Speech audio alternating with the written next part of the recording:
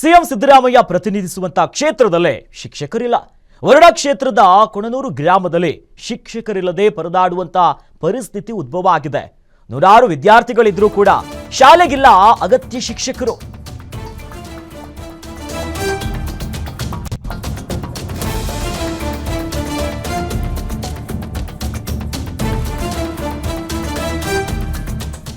CM ಸಿದ್ದರಾಮಯ್ಯನವರು ಪ್ರತಿನಿಧಿಸುವಂತ ಕ್ಷೇತ್ರದಲ್ಲೇ ಶಿಕ್ಷಕರಿಲ್ಲ.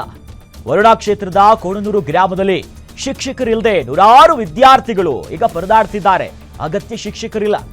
ಹೆಚ್ಚು ಮಕ್ಕಳ ದಾಖಲಾತಿ ಇರುವಂತಹ ಶಾಲೆಯಲ್ಲೇ ಶಿಕ್ಷಕರ ಕೊರತೆ ಕಾಣ್ತಾ ಇದೆ. 120 ವಿದ್ಯಾರ್ಥಿಗಳಿಗಿರೋದು ಜಸ್ಟ್ 3 ಶಿಕ್ಷಕರು. ಇದ್ದ 3 ಶಿಕ್ಷಕರಲ್ಲಿ ಇಂಗ್ಲಿಷ್ ಟೀಚರ್ ಟ್ರಾನ್ಸ್ಫರ್ ಆಗಿದ್ದಾರೆ. ಆಂಗ್ಲ ಭಾಷೆಯ ಶಿಕ್ಷಕ ಅನಿಲ್ ವರ್ಗಾವಣೆಗೊಂಡಿದ್ದಾರೆ. ಮುಖ್ಯ ಶಿಕ್ಷಕರ ಹುದ್ದೆಯೂ ಕೂಡ ಖಾಲಿ ಇದೆ. ಶಿಕ್ಷಕರಿಲ್ಲದೆ ಮಕ್ಕಳ ವಿದ್ಯಾಭ್ಯಾಸಕ್ಕೆ ತೊಂದರೆಯಾಗ್ತಿದೆ. ಶಿಕ್ಷಕರ ನೇಮಕಕ್ಕೆ ಎಸ್ಡಿಎಂಸಿ ಸದಸ್ಯರು ಪೋಷಕರು ಒತ್ತಾಯ ಮಾಡ್ತಿದ್ದಾರೆ. ಈಗ ಶಿಕ್ಷಕರನ್ನ ನೇಮಿಸದೇ ಇದ್ರೆ ಮಕ್ಕಳನ್ನು ಶಾಲೆ ಕಳಿಸೋದಿಲ್ಲ ಅನ್ನೋದಾಗಿ ಪೋಷಕರು ಹೇಳ್ತಿದ್ದಾರೆ. ಶಿಕ್ಷಣ ಇಲಾಖೆಯ ವಿರುದ್ಧವೂ ಕೂಡ ಪೋಷಕರು ಅಸಮಾಧಾನವನ್ನ ಹೊರಗಾಗ್ತಿದ್ದಾರೆ. ಯಾಕಂದ್ರೆ ಶಿಕ್ಷಕರೇ ಇಲ್ಲ. ಇಂಗ್ಲಿಷ್ ಟೀಚರ್ ಅನಿಲ್ರನ್ನ ಇದೇ ಶಾಲೆಯಲ್ಲಿ ಮುಂದುವರಿಸಬೇಕು ಅನ್ನೋದಾಗಿ ಒತ್ತಾಯ ಮಾಡ್ತಿದೆ. ಯಾಕಂದ್ರೆ ಅವರಿಗೆ ಟ್ರಾನ್ಸ್ಫರ್ ಆಗಿದೆ. 3-4 ದಿನಗಳಲ್ಲಿ ವರ್ಗಾವಣೆಯನ್ನ ರದ್ದು ಮಾಡದೇ ಇದ್ರೆ ಉಗ್ರ ಹೋರಾಟವನ್ನ ಮಾಡ್ತೀವಿ. ಜೊತೆಗೆ ಹೆಚ್ಚುವರಿ ಶಿಕ್ಷಕರ ನೇಮಕಕ್ಕೆ ಆಗ್ರಹವನ್ನ ಮಾಡ್ತಿದ್ದಾರೆ. ಈ ನಿಟ್ಟಿನಲ್ಲಿ ಶಿಕ್ಷಣ ಇಲಾಖೆಯ ವಿರುದ್ಧ ಅಲ್ಲಿನ ಪೋಷಕರು ತಮ್ಮ ಆಕ್ರೋಶವನ್ನ ಹೊರಗಾಗ್ತಿದ್ದಾರೆ. ದೃಶ್ಯದಲ್ಲಿ ನೋಡ್ತಾ ಇದ್ದೀವಿ ವರುಣದ ಕೊಣ್ಣೂರಿನಲ್ಲಿ.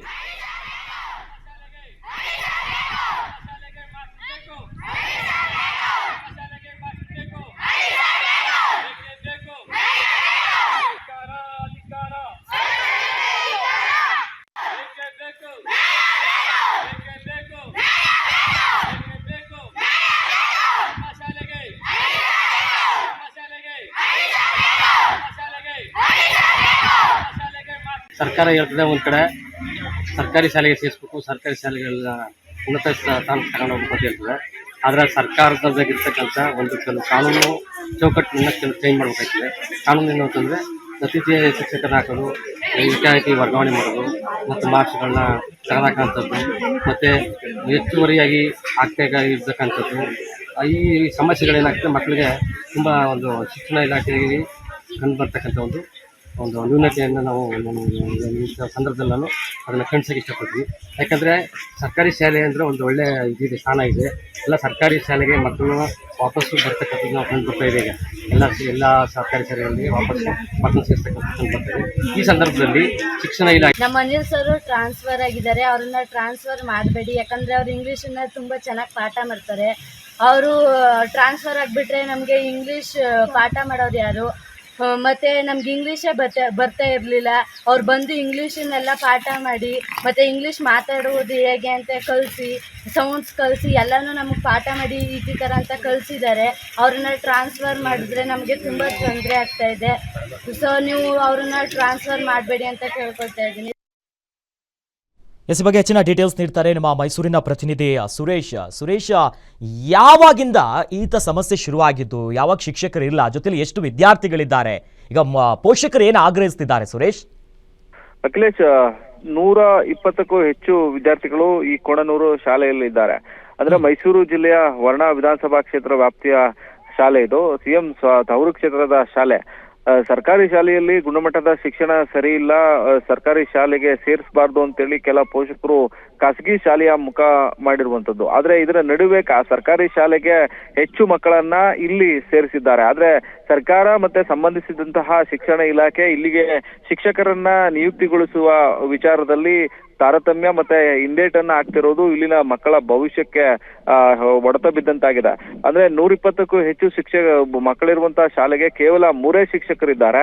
3 ಶಿಕ್ಷಕರಿದ್ರು ಕೂಡ ಇದರಲ್ಲಿ ಅನಿಲ್ ಎನ್ನುವಂತಹ ಆಂಗ್ಲ ಭಾಷಾ ಶಿಕ್ಷಕರನ್ನ ವರ್ಗಾವಣೆ ಮಾಡಿರೋದ್ರಿಂದ ಇಲ್ಲಿ ಅವರ ಜಾಗಕ್ಕೆ ಬೇರೆ ಶಿಕ್ಷಕರನ್ನ ನಿಯುಕ್ತಿಗೊಳಿಸದೇ ಇರೋದು ಇಲ್ಲಿನ ಮಕ್ಕಳು ಮತ್ತೆ ಪೋಷಕರು ಆತಂಕಕ್ಕೆ ಒಳಗಾಗುವಂತ ಮಾಡಿದೆ.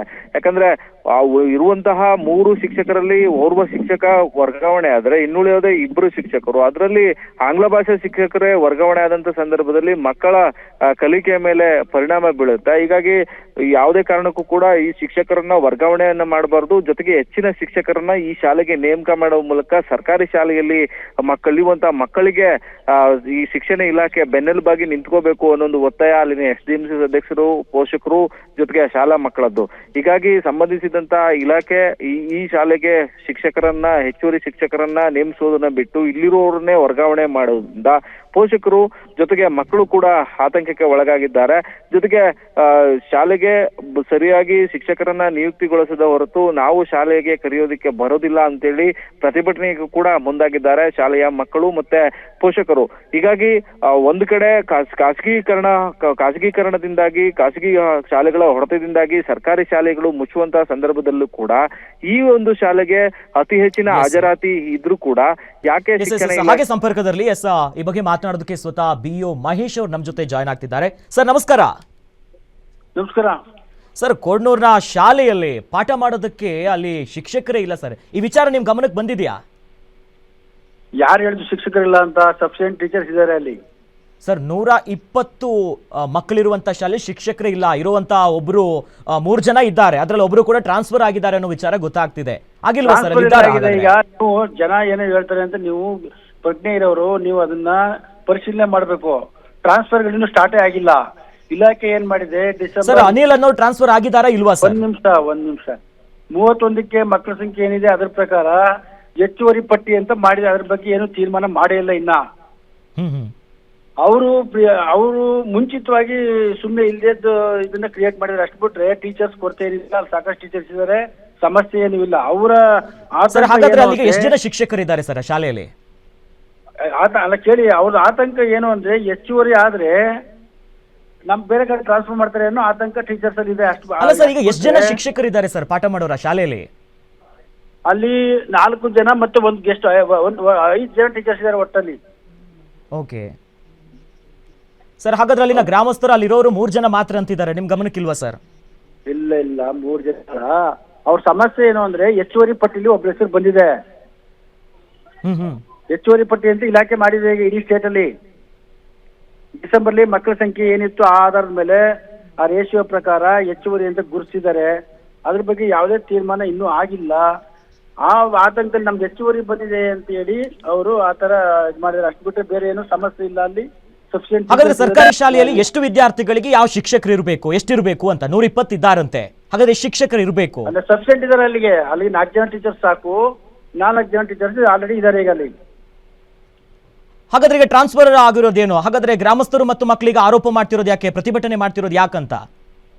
ಅಂದ್ರೆ ಹೆಚ್ಚುವರಿ ಲಿಸ್ಟ್ ಅಲ್ಲಿ ಒಬ್ಬ ಹೆಸರು ಬಂದಿದೆ ಅಂತ ಅವ್ರು ಹೇಳ್ತಾ ಇರೋದು. ಹಾಗಾದ್ರೆ ಪಾಠ ಮಾಡಕ್ಕೆ ಎಕ್ಸ್ಟ್ರಾ ಬರ್ತಾರೆ ಅನ್ನೋದಾಗಿ ಈಗ ಈ ರೀತಿ ಅಸಮಾಧಾನ ಹೊರಗಾಗ್ತಿರೋದಾ ಸರ್? ಅಲ್ಲಲ್ಲ, ಬರ್ತಾರೆ ಅಂತ ಹೆಚ್ಚುವರಿ ಪಟ್ಟಿಲಿ ಹೆಸರು ಬಂದಿದೆ ಅಂದ್ರೆ ನಮ್ಗೆ ಒಬ್ರು ಟೀಚರ್ ಕಡಿಮೆ ಆಗ್ತಾರೆ ಅನ್ನೋದು. ಅವರು ಡಿಸೆಂಬರ್ ಈಗ ಮಕ್ಕಳ ಸಂಖ್ಯೆ ಜಾಸ್ತಿ ಆಗಿರ್ಬೋದು, ಡಿಸೆಂಬರ್ ಅಲ್ಲಿ ಕಡಿಮೆ ಇತ್ತು ಅಲ್ಲಿ. ಆ ಆಧಾರದ ಮೇಲೆ ಹೆಚ್ಚುವರಿ ಅಂತ ಕೂರಿಸಿದ್ದಾರೆ. ನಾವು ಈಗ ಅದನ್ನ ವರದಿ ಕೊಡ್ತಾ ಇದೀವಿ ಏನಂತ. ಈಗ ಅಲ್ಲಿ ಇಷ್ಟು ಮಕ್ಕಳಿದ್ದಾರೆ, ಇಷ್ಟು ಟೀಚರ್ಸ್ ಇದ್ದಾರೆ, ಅದು ಅಬ್ಜೆಕ್ಷನ್ಸ್ ಫೈಲ್ ಮಾಡ್ತಾ ಇದೀವಿ. ಹಾಗಾಗಿ ಮಕ್ಕಳು ಪಾಠ ಕೇಳಬೇಕಾಗಿದ್ದ ಮಕ್ಕಳು ಈಗ ಹೊರಗಡೆ ಬಂದ ರೀತಿ ಪ್ರತಿಭಟನೆ ಮಾಡ್ತಿದ್ದಾರೆ. ಅಲ್ಲಿರೋ ಗ್ರಾಮಸ್ಥರಲ್ಲಿ ಗೊಂದಲ ಇದೆ. ನೀವು ಹೋಗಿ ಅಲ್ಲಿಗ ಪರಿಸ್ಥಿತಿನ ನಿಭಾಯಿಸಬೇಕಲ್ಲ ಸರ್, ಅಲ್ಲಿ ಭೇಟಿ ಕೊಟ್ಟು? ನಿಭಾಯಿಸಿ ಅವ್ರಿಗೆ ಮನವರಿಕೆ ಮಾಡಿದೀವಿ. ಶನಿವಾರ ನಿನ್ನೆ ಆತರ ಅವರು ಮಾಡಿದ್ರು, ಅವ್ರಿಗೆ ಹೇಳಿದೀವಿ. ಇನ್ನು ಯಾವುದೇ ತೀರ್ಮಾನ ಆಗಿಲ್ಲ. ಹೆಚ್ಚುವರಿ ಅಂತ ಗುರುಸಿದ್ರೆ ಅಷ್ಟೇನೆ ಅಂತ ನಾವು ಮನವರಿಕೆ ಮಾಡಿದೀವಿ. ಈಗ ಸಮಸ್ಯೆ ಇಲ್ಲ, ನಡ್ಕೊಂಡು ಹೋಗ್ತಾ ಇದೆ, ಏನು ಪ್ರಾಬ್ಲಮ್ ಇಲ್ಲ.